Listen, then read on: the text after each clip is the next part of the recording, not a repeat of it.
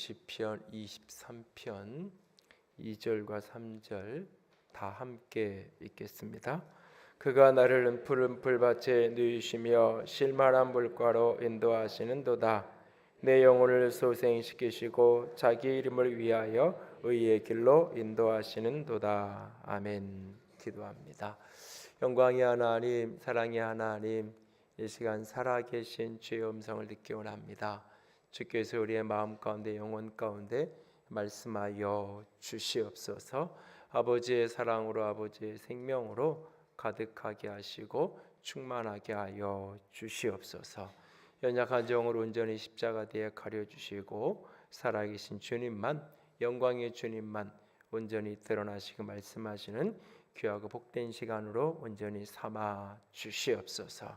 주의 음성 듣기만을 간절히 원하오며 우리 주님 예수님 이름으로 기도드렸습니다. 아멘.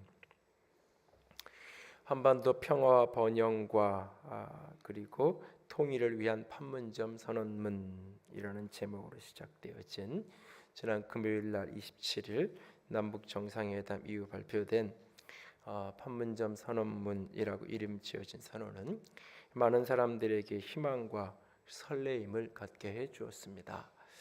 지난 주간 한 TV 앵커는 이런 이야기를 합니다. 1592년 4월 왜구에 쫓기던 선조 임금의 억가가 멈춰섰던 임진강 나루. 비록 백성들은 도망가는 임금이지만 자신들의 대문을 뜯어내서 널판지를 이어 다리를 만들어 피난 가는 그 임금의 억가가 건널 수 있게 한 그 자리, 이 문이 다리가 되었다고 해서 그날 이후 널문이라고 불려졌던 그곳. 이곳에서 이제 중국과 미국 그리고 북한이 함께 정전협정, 휴전회담을 진행하기 위해서 중국 사람들이 쉽게 알아들을 수 있도록 그것을 한자로 판문점이라고 이름지었던 그곳에서 2018년 4월 새로운 시기와 세대를 여는 닫혀있는 문들을 열어서 다리를 놓는 새로운 일들이 시작되어지는 그 모습을 보면서 어쩌면 이 모든 일들이 거리를 가득 채웠던 수많은 촛불들의 물결에서부터 시작된 하나님의 역사의 개입하심이 아닌가라는 생각을 하게도 됩니다. 곰곰이 이 모든 일들을 회상하면서 문득 떠오르는 단어 하나가 있는데 크로싱이라는 단어입니다. 10년 전 2008년 개봉되었던 영화죠. 차인표 씨가 주연을 했던 탈북 가족의 엇갈림을 통해서 민족의 아픔을 잘 담아내었던 영화입니다. 살기 위해 헤어질 수밖에 없었던 한 가족이라는 부제목이 달려 있었던 영화죠.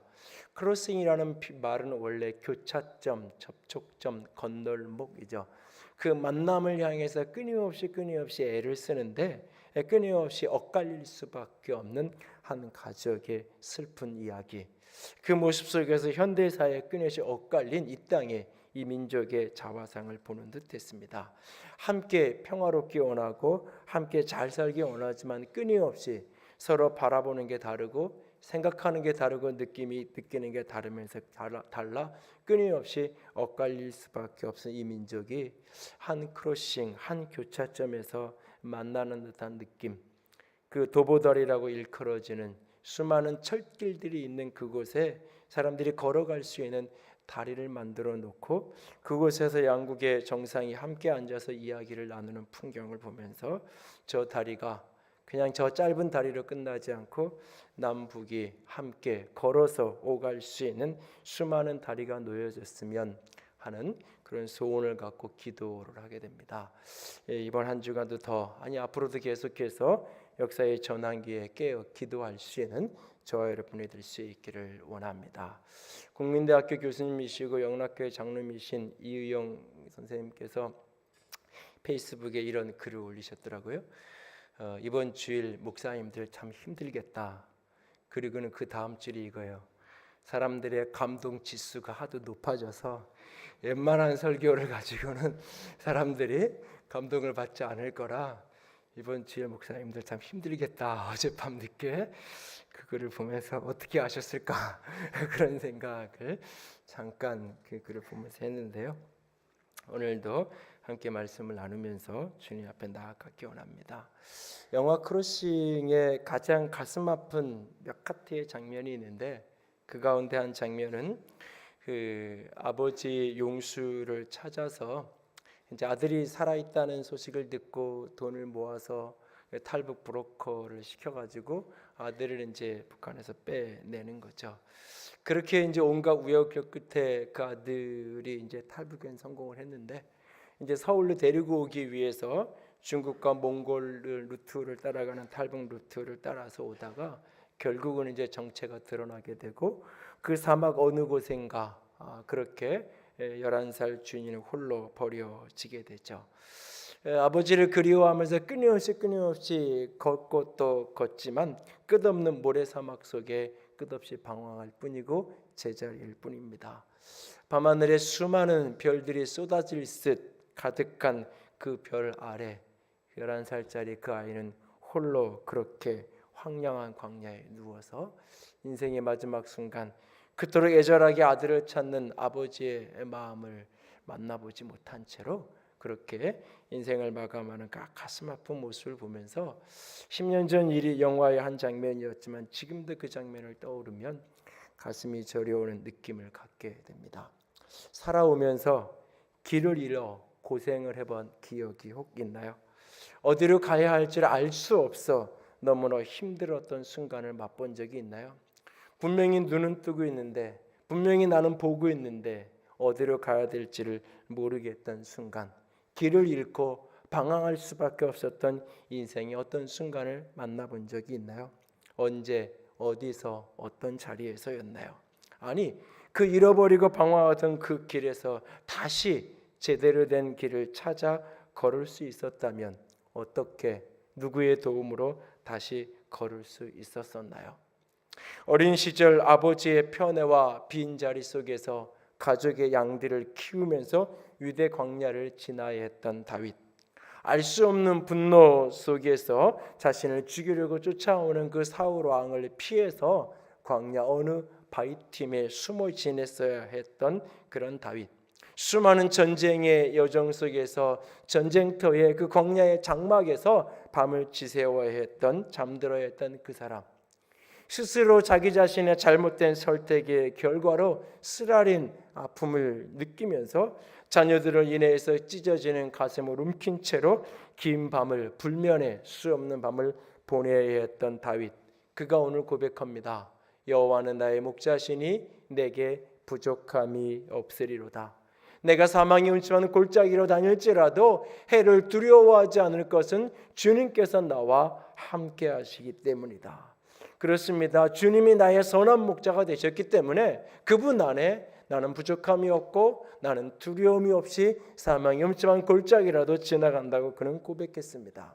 그리고 오늘 본문 2절 3절에 그는 이렇게 고백합니다. 그가 나를 푸른 풀밭에 누이시고 쉴만한 물가로 인도하시는도다. 그가 내 영혼을 다시 살리셔서 자기 이름을 위하여 의의 길로 인도하신다라고 고백합니다. 선한 목자는 어둡고 혼돈스러운 세상 속에서 자신의 양을 방황하게 내어버려 두지 아니하시고 자신의 양들을 방황 없는 생명의 길로 인도하시는 분입니다.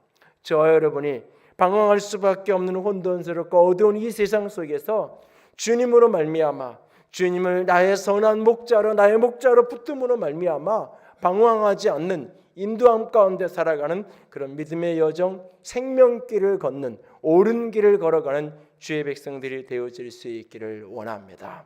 선한 목자의 온전한 인도함을 받아서 방황 없는 인생을 살아가려면 어떻게 해야 할까요? 첫 번째로 겸손히 인도하심을 구하는 것에서 시작해야 합니다. 방황하지 않고 생명의 길을 걸어가기 원한다면 겸손함으로 겸손히 인도함을 구하는 것에서 시작해야 합니다. 여러분, 길을 잃고 방황하는 사람, 길을 잃어버린 사람, 그래서 헤매이고 방황하는 사람, 여러분 그 사람은 길을 모르는 사람이 아닙니다. 길을 모른다는 것을 아는 사람은 결코 방황하지 않습니다. 왜냐하면 자신이 길을 모른다는 걸 알기 때문에 그는 길을 떠나지 않아요. 자신이 길을 모른다는 걸 알기 때문에 그는 길을 아는 사람에게 묻게 돼 있어요. 그렇기 때문에 자신이 길이 모른다는 것을 아는 사람, 내가 지금 길을 잃었다라는 것을 아는 사람은 사실 더 이상 방황하지 않습니다. 저희 큰애가 오래전에 초등학교 6학년 때인가 중학교랑 1학년 올라갈 그 무렵에 미국의 이 세계인 선교회에서 하는 그 동부 지역 투어를 갔던 기억이 있어요. 그때 얘가 이제 이 맨하탄에 이렇게 밤에 이렇게 둘러보다가 뭐 여기저기 이렇게 둘러보고 이렇게 사진도 찍고 그러다가 이렇게 보니까 일행들이 없어진 거예요. 그 한복판에서 이제 홀로 서 있게 된 거죠. 자신이 길을 잃었다는 걸 딱 아는 순간 어떻게 해야 돼요? 그 자리에 서 있어야 돼요. 내가 길을 잃었다는 걸 알고, 그리고 이제 어디 폴리스가 보이나 보는 거죠. 그리고 이제 저기 이제 한 경찰이 보이니까 가서 안 되는 영어 가지고 이제 뭔가 이제 이야기를 하고 거기에 서 있는 거예요. 그랬더니 이제 조금 얼마의 시간이 지나고 나서 이제 일행들이 이렇게 한 명이 없어진 걸 아니까 그 이제 인솔을 하는 목사님 이런 분들이 이제 다시 이제 왔던 길을 되돌아오면서 찾아온 거죠. 그래서 이제 만나서 그 얘기를 나중에 갔다 와서 이야기하더라고요. 하여튼간 아이를 미국에서 잃어버리고 찾으러 가야 될 뻔했던 기억이 있는데, 자신이 길을 잃었다는 걸 아는 순간 그걸 인정하는 사람은 그 자리에 서 있는 거예요. 그리고 누군가한테 묻게 돼 있어요. 근데 방황하는 사람은 어떤 사람이냐? 길을 잃었는데도 자기는 안다라고 생각하는 거예요. 길을 모르는데도 자신은 길을 안다고 착각해요. 그래서 자꾸 찾아다녀요. 자신은 길을 모르면서도 자신은 길을 안다라고 스스로 속아요. 그래서 계속 길을 찾아 헤매이는 거예요. 방황하고 또 방황할 수밖에 없는 거예요. 방황하지 않으려면 내가 길을 잃었다는 것, 나는 인생 내일을 알지 못한다는 것을 인정하고 겸손하게 물어야 돼요. 인도하심을 구하는 것에서부터 방황 없는 인생은 출발하는 거예요. 이번 주 패밀리타임에 실린 내용이에요. 한국전쟁 당시에 한 미군 군목이 한국에 와서 이 전쟁 중에 참전하고 있는 미군들을 이렇게 위문하고 말씀을 나누게 하다가 한 병사에게 묻습니다. 당신이 한 가지 무엇인가 원하는 것을 나에게 이야기할 수 있고 내가 그것을 해줄 수 있다면 당신은 무엇을 내게 구하겠냐고, 무엇이 필요하냐고. 그랬더니 그 병사는 나에게 내일을 달라고 이야기했다는 유명한 일화가 있죠. 나에게 내일을 주십시오. 그러니까 전장터를 누우면서 과연 내가 내일 살아있을 수 있는지, 나에게 과연 내일이라는 게 있을지 그 불안과 두려움 속에 살아가는 가장 고통스럽다고 얘기하는 거예요. 그런데 사실 전장터를 누비고 있는 그 병사만 내일을 알 수 없는 걸까요? 사실은 우리 모두가 내일을 알 수 없어요. 내일을 알 수 없음에도 불구하고 우리는 영혼을 마치 살 것처럼 착각하고 오늘을 살아가는 경우가 얼마나 많은지 몰라요. 여러분, 불과 몇 개월 전만 해도 주한 미군들에게 난연 군복이 지급되어서 불에 타지 않은 난연 군복이 지급되기 시작했고, 그래서 한국에서 지상전이 벌어지기 임박했다라고 보도가 나오고 있었고, 올해가 시작되면서 주한미군 가족들 가운데 상주하는 가족들 가운데 많은 사람들이 영어학원이나 이렇게 대형 영어학원에 강사로 많이 외국인 강사에 있었던 사람들이 재계약을 안 하고 많은 사람들이 본국으로 되돌아가고, 이런 신문들의 기사가 나면서 임박한 전쟁에 대한 그런 어떤 소용돌이가 이 땅을 덮고 있었어요. 불과 몇 개월이 지나지 않아서 이런 일들이 전 세계가 깜짝 놀라는 일들이 벌어질 거를 아무도 생각을 못했는데 벌어지고 있죠.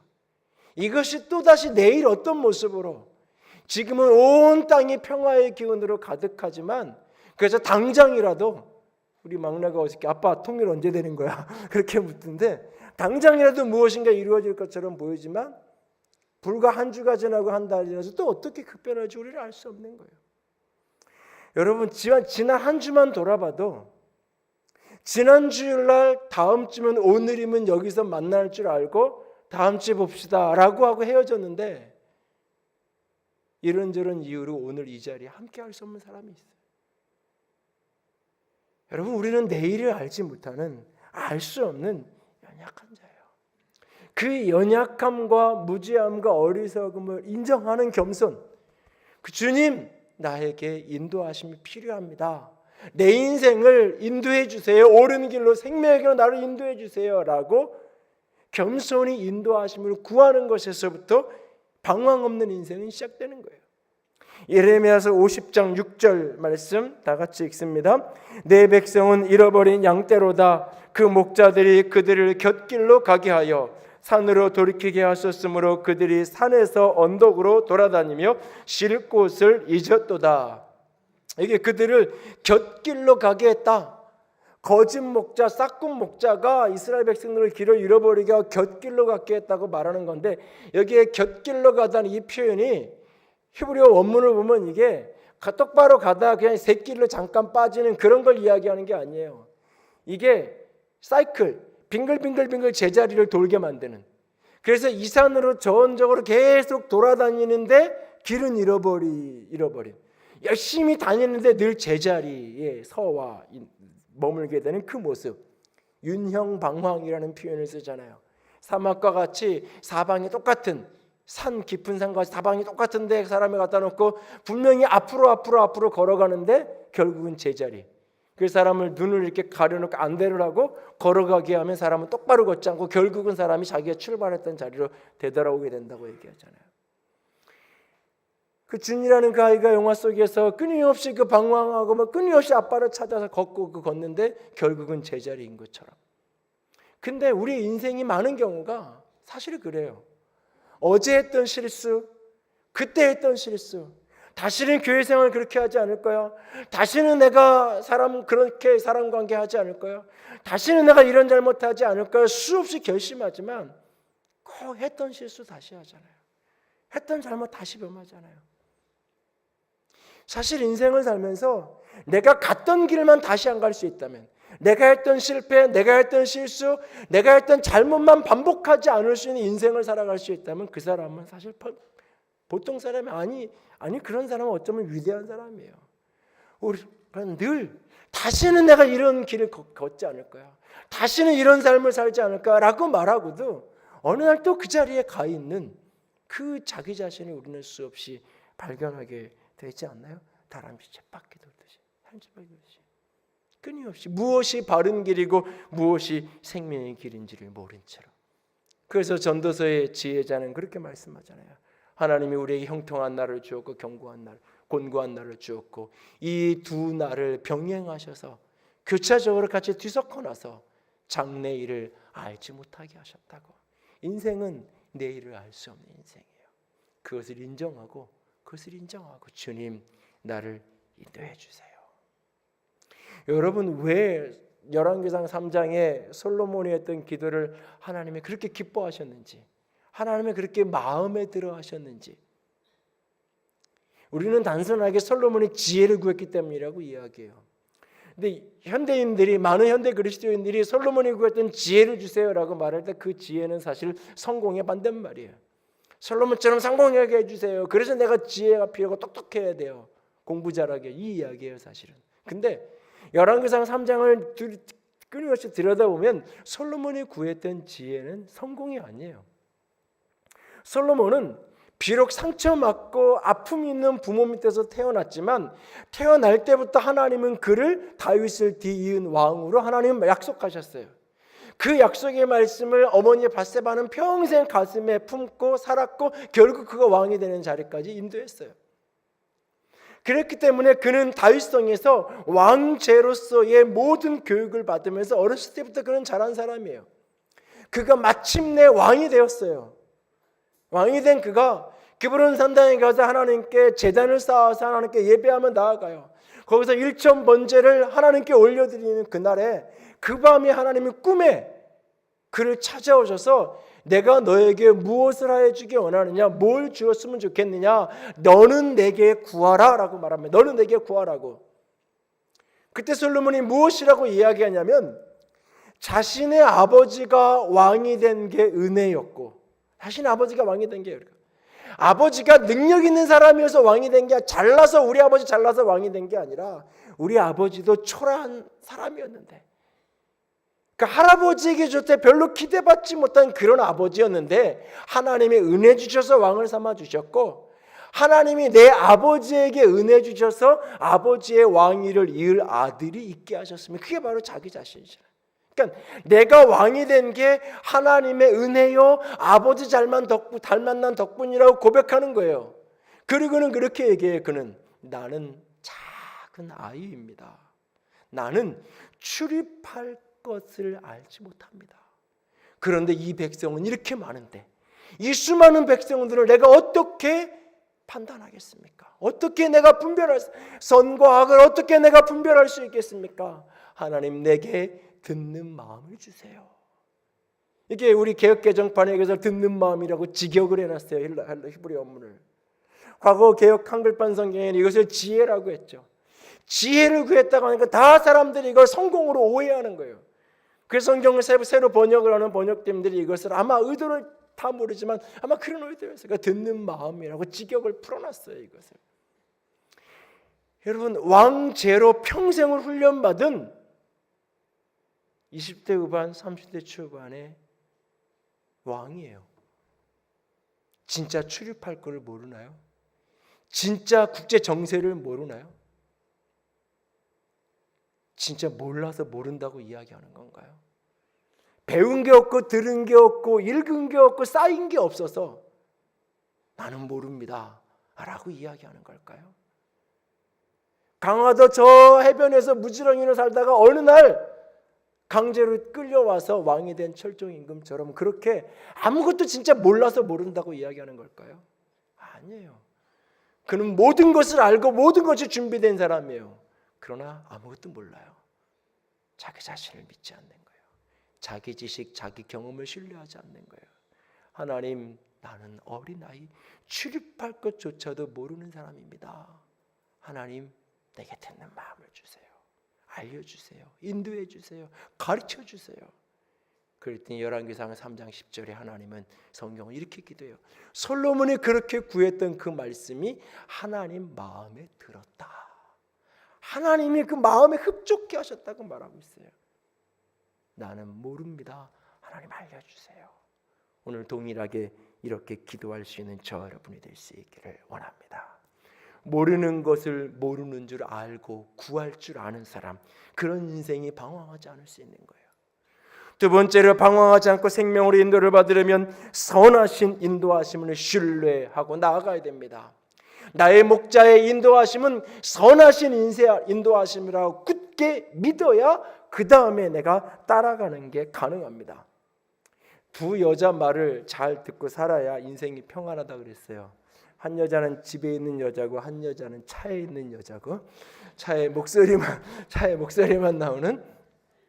지난주 금요일 날 우리 문장로님 장희열이 돌아가셔서 소천하셔서 이제 뭐 토요일 날도 시간이 안 되고 오늘도 발요일인데 시간이 안 돼서 금요일 날 이제 일정을 좀 조정을 해서 전주를 내려가는데, 교회에서 이제 차 스트렉스를 타고 우리 이전사가 운전하고 이제 가는데, 여기 이제 서해안고속도로 딱 올라갔는데 목가마이스 쪽으로 빠져 나가라고 이게 이제 이 내비게이션이 하는 거예요.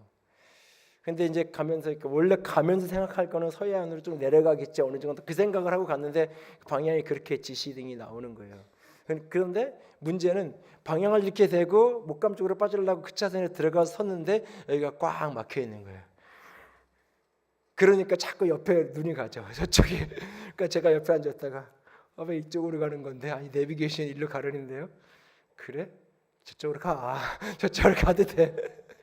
그래가지고 이제 빼가지고 그러 갔는데요. 여러분, 주님이 인도하시는 받는다고 생각하고 살아요. 근데 간 때마다 길이 자꾸 열리면 빵 뚫려 있으면 다 인도하신 대로 가요. 역시 주님이. 근데 주님이 인도하신다고 갔는데 꽉 막혀 있단 말이에요. 이게 꽉 막혀 있어요. 그러면 생각이 많아지는 거예요. 지난번에 갈 땐 절로 가도 안 막히던데. 생각이 많아지는 거예요. 믿으면 가는데 기다리는데 안 믿으면, 그날 저는 내비게이션 안 믿고 이쪽으로 가자고. 주님과의 관계 속에 주님이 나를 인도하시는 건 아는데 그 인도하심이 선하신 인도하심이라고 믿으면 답답하고 막혀 서서 기다려지는데 선하신 인도하심을 믿지 못하면 기다리는 게 안 되는 거예요. 그리스도인들이 착각하는 거 있어요. 그리스도인이 오해하는 거. 제가 선교사 컴플렉스 또는 이렇게 연단 컴플렉스 이렇게 부르는 건데, 하나님 나를 어떻게 쓰기 원하시나요? 하나님 내 인생을 주님께 드립니다. 그러면 너 저 아프리카를 가라. 이럴 것 같은 착각. 이럴 것 같은 착각.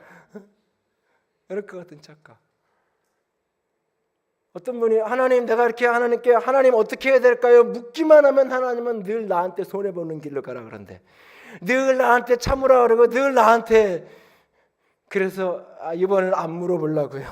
이번에는 기도 안 하고 내 맘대로 하려고요. 진짜 내가 그분을 앉혀놓고 묻고 싶어요.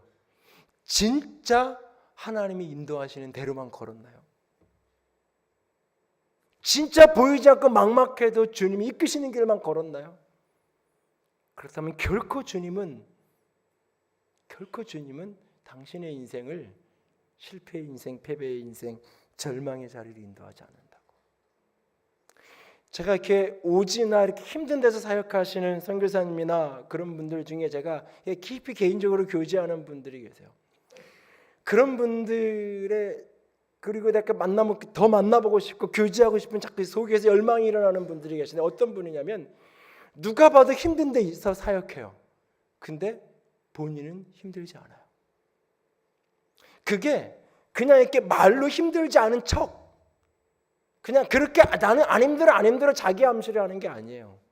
진짜 누가 봐도 힘든 자리에 머무는데 너무너무 행복해요. 그래서 하나님이 오히려 본국에 행정사역하라 그러고 오히려 편한데 오히려 옮기라 그럴까 봐 오히려 걱정해요.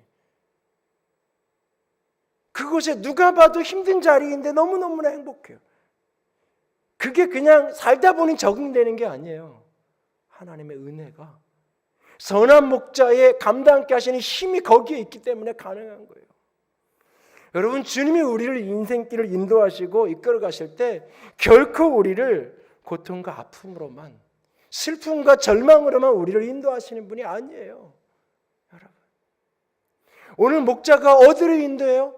그가 나를 푸른 풀밭에 누이시고, 푸른 풀밭, 우리는 문만 열면 계절만 봄이 되면 풀을 어디서나 볼 수 있죠. 유대 강야는 그런 것이 아니에요. 1년에 푸른 풀을 볼 수 있는 시즌도 몇 개월 되지 않을 뿐더러 그 풀도 유대 강야의 저 북쪽 지역만 사실은 유일하게 나는 풀이에요. 그 푸른 풀밭에 목자가 양을 이끌고 가서 거기에 누워있다 그랬어요. 여기 누운다는 이 표현은 네 발 가진 짐승들이 사지가 들려있는 모습이에요. 어떤 경계심도 어떤 긴장감도 없이 완벽하게 편안하게 널브러져 있는 그 풍경을 이야기하는 거예요. 배불리 먹고 널브러져 쉬고 있는 모습. 에스겔서 34장 14절 15절이 그것을 이런 풍경으로 설명해 주고 있죠. 같이 읽습니다. 좋은 꼴로 먹이고 그 우리를 이스라엘 높은 산에 두리니 그것들이 거기서 좋은 우리에 누워 있으며 이스라엘 산 위에서 살진 꼴을 먹으리라. 나 주 여호와가 말하노라. 내가 친히 내 양의 목자가 되어 그것들을 누워있게 할지라 라고 말씀하고 계세요. 그리고 이 양은요, 빠르게 흐르는 물을 못 먹어요. 빠르게 흐르는 물에 양을 몇 마리 갖다 놓으면 물을 먹을 줄 아는 말은 한 마리 정도, 두 마리 정도밖에 안 돼요. 양은 아주 서서히 흐르거나 머물러 있는 물이래야 편안하게 먹을 수 있어요. 근데요, 고여있는 물은 대부분 위험한 물이에요. 썩은 물일 가능성이 많아요. 그렇기 때문에 이 쉴만한 물가 아무데나, 광야에게 물이 흔하지도 않지만 잔잔하게 흐르거나 고여있는데 깨끗한 살아있는 물, 이게 아무데나 있는 게 아니에요. 목자가 양을 그 자리로 인도해서 거기에서 머물게 한다고 말하고 있어요. 더 나아가서 3절에 보면 자기 이름을 위하여 의의 길로 인도한다고 이야기해요. 여기에 의의 길이라는 표현을 우리는 로마서나 에베소서나 갈라디아의 신약을 너무 많이 알고 의의 길이라고 읽으니까 이게 나를 의롭다 하시는, 칭의롭게 하시는 그런 길 또는 정의의 길로 이해해요. 그런 이야기가 아니에요. 여기서 의의 길이라는 이 단어는 옳은 길, 반대말이 뭐냐? 틀린 길, 잘못된 길, 저 언덕 너머에 푸른 풀이 있는지 풀밭이 있는지 생각하고 데리고 갔어요. 근데 풀밭이 없어요. 에이, 길을 잘못 왔네? 라고 하는 그 표현의 반대말, 우리가 제대로 온 것 같아요. 여기 맞아요. 여기 시냇물이 있어요. 여기 물이 아주 깨끗한 물이 고여 있어요. 여기 샘이 있어요. 우리가 길 제대로 왔어요. 라고 할 때 그 의미가 의의 길이라는 표현이에요. 무엇을 위해서? 자기 이름을 위해서 그렇게 한다고 말하고 있어요. 자기 이름을 위해서. 여러분, 의사의 명예는 병을 고치는 거예요. 병원에 가서 내가 진료를 하고 아파서 진료를 하고 의사 선생님이 약을 주면 3일치 약을 주면서 이 약 먹으면 차도가 있을 겁니다. 괜찮아질 겁니다. 얘기했어요. 와서 시키는 대로 먹었어요. 차도가 없고 더 아파. 그럼 어떻게 해요? 그 병원 또 가요? 착한 사람은 또 가죠. 먹었는데 안 나요. 뭐 이러면서 가죠. 그리고 이제 한 서너 번 가요. 그러다가 도저히 안 되겠다. 그 옆에 가요. 명예란, 의사의 명예는 처방을 하면 그게 효과가 있어야 되는 거예요. 목자의 명예는 뭐냐? 따라와. 따라가면 거기에 풀밭이 있어야 되는 거예요. 따라와. 따라가면 거기에 쉴만한 물이, 머물 수 있는 마실 물이, 생명수가 있는 곳이래야 목자가 목자인 거예요. 목자의 인도하심을 따라갔는데 거기에 푸른 풀밭이 없어. 목자의 인도함을 따라갔는데 거기에 쉴만한 물이 없어. 그러면 더 이상 목자는 목자가 아닌 거예요. 목자의 자격이 없는 거예요. 그 목자의 자신의 선한 목자의 좋은 목자의 명예를 걸고 내가 너희들을 옳은 길로, 바른 길로, 선악의 바른 길을 말하는 게 아니에요. 생명의 길로, 푸른 풀밭이 있는 길, 쉴만한 물이 있는 그곳으로 나를 인도한다. 그분이 나를 이렇게 인도하신다고 고백하고 있어요, 여러분. 주님의 우리의 이끄심은 선하신 인도하심이에요. 이스라엘 백성들을 광야로 인도하셨다고 말할 때 하나님은 광야가 이스라엘 백성의 목적이 아니에요. 처음부터 하나님은 이 산에서 내 백성이 나를 섬길 거라고 말씀하셨어요. 처음부터 하나님은 모세의 처음 부를 때부터. 처음부터 이집트에 있는 애굽에 있는 이스라엘 백성들을 시내산으로 호렙산으로 데리고 와서 여기서 하나님을 섬기고 예배할 거예요. 거기서 하나님의 성막을 받고 하나님의 말씀 율법을 받고 거기서 하나님께 나아가는 제사법을 배우고 레위인과 제사장들을 세우고 그렇게 하실 거예요. 그리고는 가나안 땅으로 하나님이 데리고 가실 거예요. 그게 하나님의 디자인이에요. 대략적으로 2년 정도의 마스터 플랜이에요. 이 시내산에 이를 여니까 이 산에서 경배하도록 하려니까 광야는 거쳐와야 되는 거예요. 가나안 땅에 가려니까 시내산에서 가나안으로 가는 광야를 거쳐가야 하는 거예요. 그런데 그 광야가 목적인 줄 착각하고 원망하잖아요. 광야에서 우리를 죽게 만들려고 하나님이 우리를 이 광야로 내보냈다라고 원망하잖아요. 하나님께서 가나안 땅을 향해 나아가라라고 말하는데 뭐라고 얘기해요? 우리는 메뚜기라고, 우리 죽게 생겼다고. 하나님이 우리 죽으라고 가나안 땅 가라고 한다고. 이대로 가나안 땅 가면 우리는 다 몰살하고 죽을 수밖에 없다고. 하나님의 인도하심을 믿지 않잖아요. 하나님의 인도하심이 선하심이라고 믿지 않잖아요. 다 정복해놓고 다 쓰러뜨려놓고 다 쫓아내놓고 그리고 너 가, 그러면 가겠다고 이야기하잖아요. 원망하잖아요. 불평하잖아요. 불신하잖아요. 그것이 결국은 광야를 40년 방황하게 만드는 거잖아요. 민수기의 방황의 스토리는 하나님이 계획하신 게 아니에요. 하나님이 디자인하신 게 아니에요. 스스로 그 길을 걸어간 거예요. 왜? 하나님의 선하심을 믿지 않기 때문에. 오늘 많은 그리스도인들이 방황하는 이유의 본질은 하나님이 그 자리에 집어넣는 게 아니에요. 너무 쉽게 하나님이 나를 광야로 이끄셨다고, 하나님이 나를 연단 가운데 떨어지게 했다고, 하나님이 나를 방황하게 했다라고 너무 쉽게 말하지 마세요. 내가 하나님을 믿지 않고 내가 하나님의 선하심을 믿지 않고 원망하고 투덜거리며 하나님은 가라는 나는 못 가겠다고 하고 내 눈에 보이는 대로 내 생각대로 가다가 스스로 방황하는 길을 걸어가는 거예요. 사실은 많은 경우가. 왜? 선하신 인도하심을 신뢰하지 못하니까 방황하게 되는 거예요. 지난 주간에 교회에서 힘든 결정을 해주시고 준비해 주셔서 사택을 이사를 했는데, 이사를 하고 나서 문득 떠오르는 장면 중에 하나가, 결혼하고 딱 6개월 됐을 때 교회를 옮기는 이런저런 일들 속에서 교회 지하실 그 안쪽에 들어가서 거기에 방을 만들어서 거기서 살기로 결정을 하던 그때가 문득 떠올라요.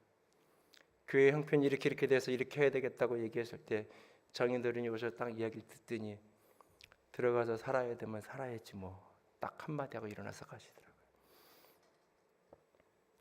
저희 아버님은 늘 이렇게 미안하고 며느리한테 그런 마음이 있으셔서 어떻게 억지로 안 되는 집을 넓히셔서 거기보다는 시집살이가 낫겠다, 그래가지고 시집살이를 4년인가 같이 부모님 모시고 살았는데요.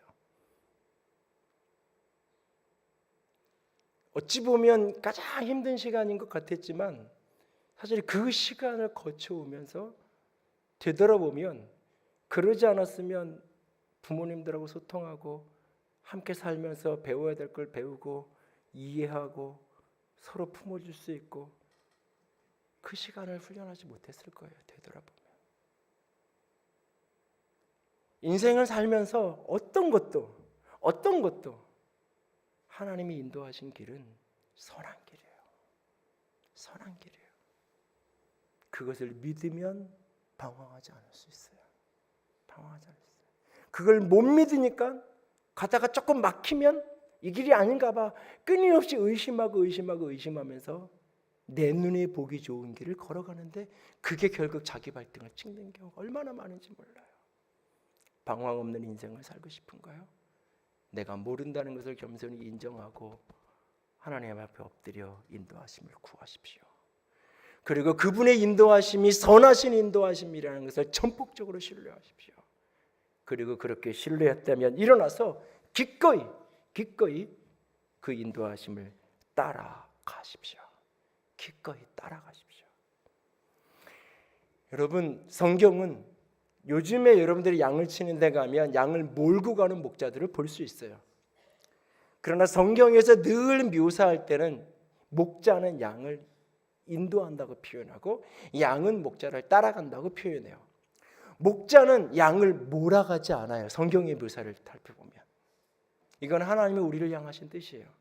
하나님은 우리의 인생을 몰고 가지 않아요. 이것이 하나님 보시기에 옳은 길이고 이것이 축복의 길이라고 할지라도 하나님은 그 길로 나를 몰고 가지 않아요. 그분은 인도하실 뿐이에요. 목자가 아주 좋은 깨끗하고 맑은 생명수 물을 발견하면, 그 쉴만한 물을 발견하면 그 물가에 있는 갈대를 뽑아서 갈대 피리를 만들어서 목자가 피리를 불면 양들이 그 피리 소리를 들고 그곳으로 모여드는 거예요. 그러면 거기에 물이 있는 거예요. 그 피리 소리를 듣고도 목자를 따라오지 않으면, 목자에게로 오지 않으면 그렇게 목마를 수밖에 없는 거예요. 주님의 우리의 인도하심은 늘 인도하심이에요. 강제로 몰고 가는 게 아니에요. 몰고 가는 게. 그런데 많은 그리스도인들이 주님의 인도하심을 어떻게 생각하냐면 나를 몰고 가는 걸로 착각해요. 하나님 그때 왜 안 막아주셨냐고 이야기해요.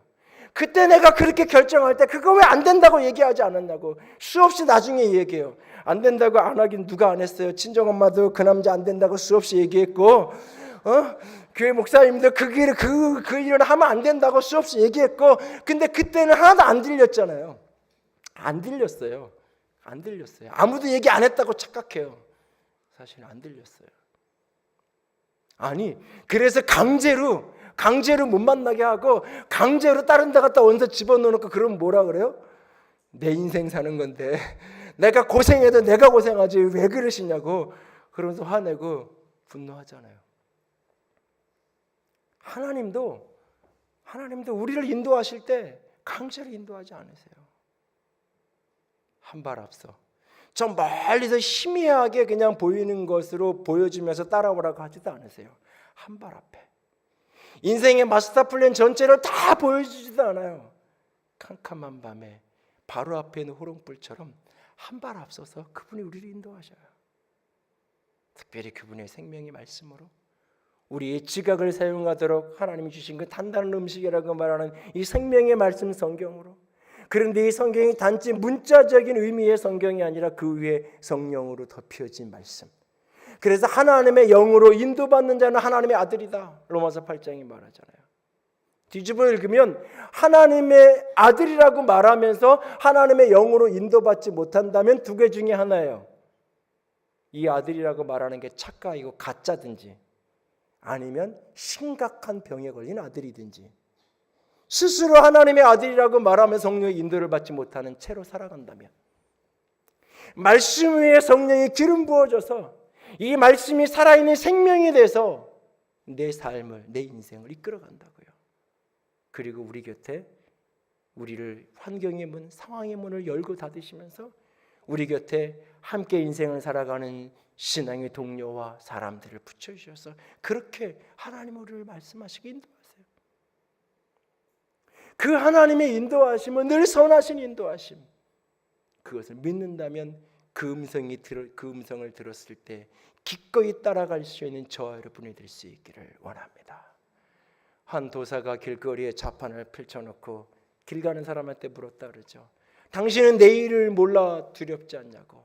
당신은 내일을 아냐고. 내일을 몰라서 두렵고 불안하고 걱정되지 않다고. 그 말은 내게 오라고. 내가 당신의 내일을, 운명을 알려주겠다고. 한 나그네가 걸음을 멈추고 이렇게 얘기하죠. 그래요, 저는 내일을 모릅니다. 그런데 불안하거나 두렵지 않습니다. 왜냐하면 내일을 인도하시는 분을 나는 알고 있기 때문에요. 내일을 인도하는 그분을 내가 알고 있기 때문에. 구체적인 상황 하나에 대한 100% 완벽한 인도하심을 받을 수 있는 사람은 그 누구도 없어요. 때로는 혼돈하고 때로는 틀릴 수도 있어요. 그래도 나를 인도하시는 그분이 계시고 그분은 선하신 분이고 좋으신 하나님이 내 인생을 이끌어 가실 것을 믿으면 우리는 기꺼이 그 길을 따라갈 수 있어요. 그리고 그 길 끝에서 우리는 쉴만한 물과 푸른 풀밭, 그곳을 우리는 만나게 될 거예요. 11살 준이가 끝없이 방황하다가 그 사막 어디에선가 밤하늘에 수많은 별들이 쏟아지는 그 밤에 별을 바라보면서 인생을 마감하는 그 순간, 영화에서는 하늘에서 빗방울 하나가 그의 볼에 떨어집니다. 영화 크로싱은 비오는 풍경으로 오프닝을 해서 비오는 풍경으로 엔딩을 삼고 있어요. 영화의 감독은 그 저 비는 하나님의 은혜요, 하나님의 눈물이라고 그는 이야기합니다.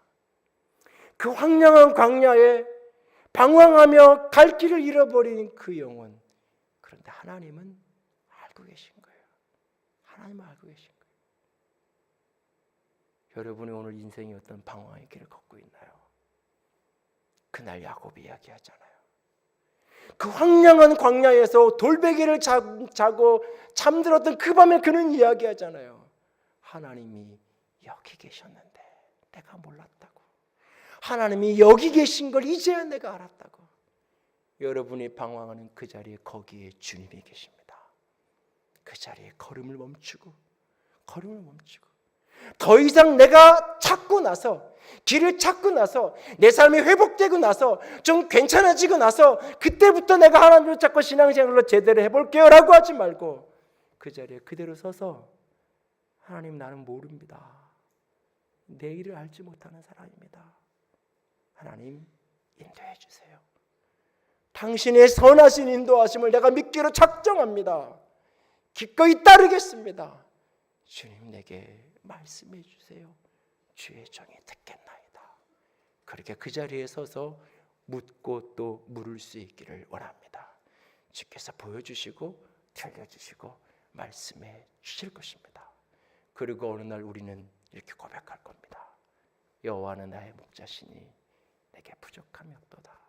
그가 나를 푸른 풀밭에 누이시고 그가 나를 쉴만한 물가로 인도하시고 그가 나를 자기 이름을 위하여 의의 길을 옳은 길로 인도하셨다라고 고백하고 간증하는 때가 반드시 저와 여러분에게 있을 것입니다.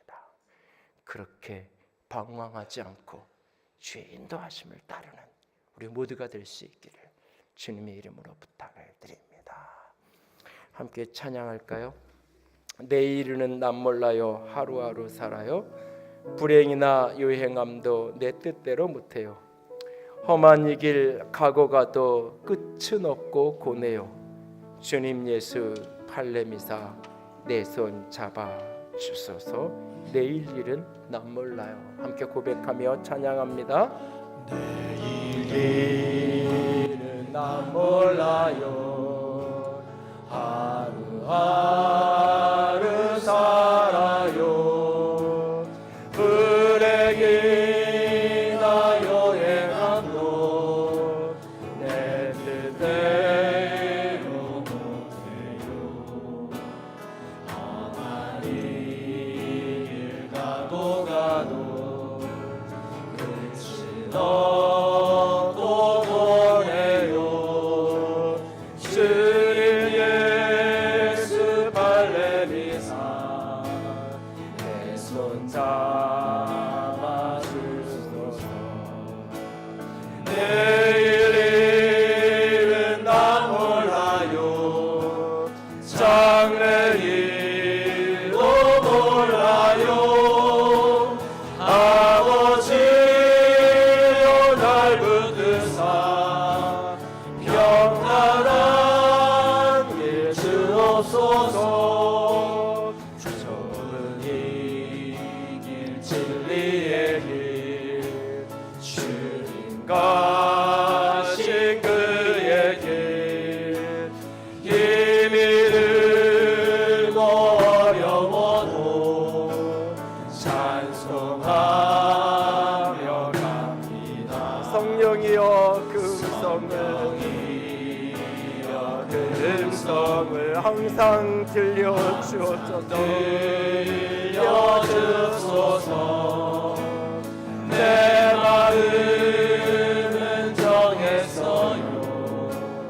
변치 말게 하소서. 내일은 난 몰라요. 장래일도 몰라요.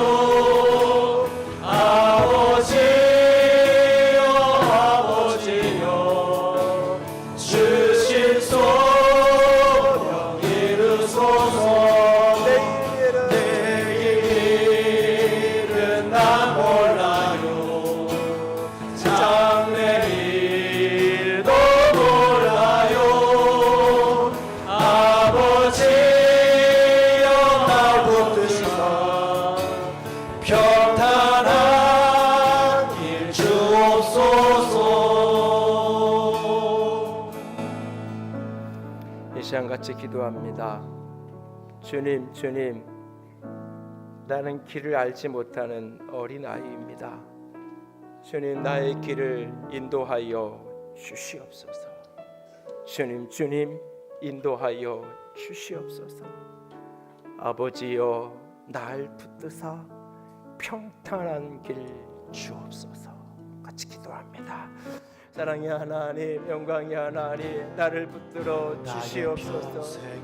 아버지의 생명으로, 아버지의 사랑으로, 아버지의 영광으로, 아버지 나를 인도하여 주시옵소서. 아버지 나를 인도하여 주시옵소서. 아버지 나를 인도하여 주시옵소서. 아버지 주의 인도하심만을 따르기 원합니다. 생명의 길을 따라가기 원합니다. 영광의 길을 따라가기 원합니다. 거룩한 길을 따라가기 원합니다. 아버지 연약한 주의 백성들을 인도하시옵소서. 생명의 길을 인도하시옵소서. 삶의 길을 인도하시옵소서. 영광의 길을 인도하시옵소서. 아름다운 길을 인도하시옵소서. 아버지 내가 주의 인도하심을 따르기를 원합니다. 아버지 주여 하나님 영광이 있는 곳 나를 인도하여 주시옵소서. 아버지 나를 인도하여 주시옵소서.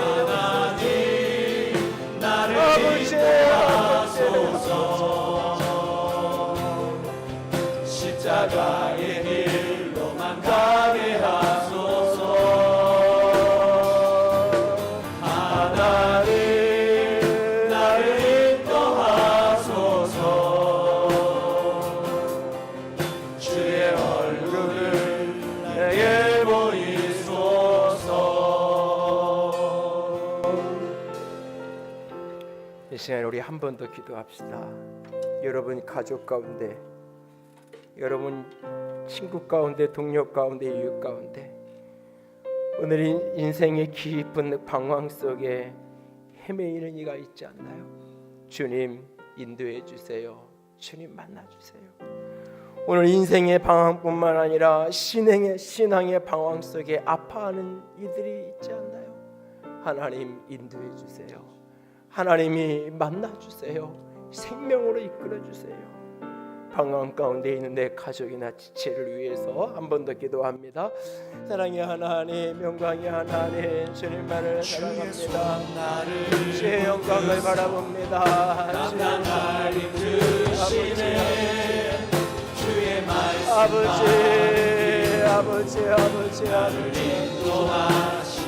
아버지 나를 인도하여 영광의 길로 거룩한 길로 내 사랑하는 이들을 인도해 주시옵소서. 인생의 방황이 끝날지어다. 인생의 방황이 끝날지어다. 신앙의 방황이 끝날지어다. 신앙의 방황이 끝나질지어다. 아버지 도우시옵소서. 아버지 만나 주시옵소서. 아버지 만나 주시옵소서. 십자가의 길로만, 주님이 계신 그 길로만 인도하여 주시옵소서. 아버지 나를 인도하소서. 주의 얼굴이 있는 곳으로 주의 얼굴을 내게 보이소서.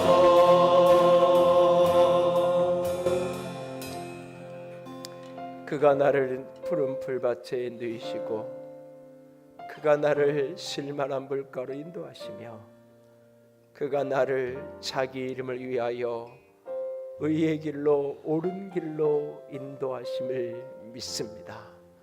주님 나는 어디가 옳은 길인지 바른 길인지, 어느 언덕 넘어가 어느 길 저편에 푸른 풀밭에 쉴만한 물가가 있는지 알지 못하는 어리석은 자입니다.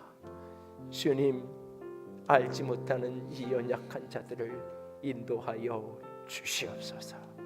주님 우리를 인도하여 주시옵소서. 주님 사랑합니다. 주의 이름으로 축복합니다. 우리 주님 예수님 이름으로 기도드렸습니다. 아멘. 이제는 우리 주 예수 그리스도의 은혜와 하나님 아버지의 놀라우신 사랑하심과 성령 하나님의 교통하시며 기름 부으시는 그 은혜가 오늘도 주의 선하신 인도하심을 믿고 기꺼이 따르기로 작정하는 모든 이들을 위해 이제로부터 영원토록 함께 있을지어다. 아멘.